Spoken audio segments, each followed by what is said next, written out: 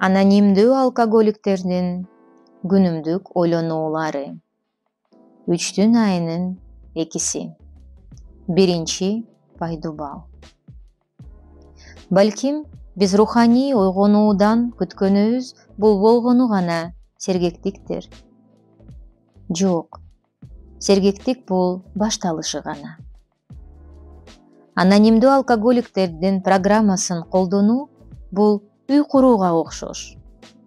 Биринчиден, мен үйдү куруш үчүн чоң, бекем бетон пайдубалын тургузушум керек. Бул мен үчүн ичүүнү токтотууну билдирет. Бирок коргонбогондо жана ысыктан, сууктан, шамалдан, жамгырдан жабылмаганда бетон пайдубалда жашоо абдан ыңгайсыз. Ошентип пайдубалга үй салып, программаны ишке ашыра баштадым.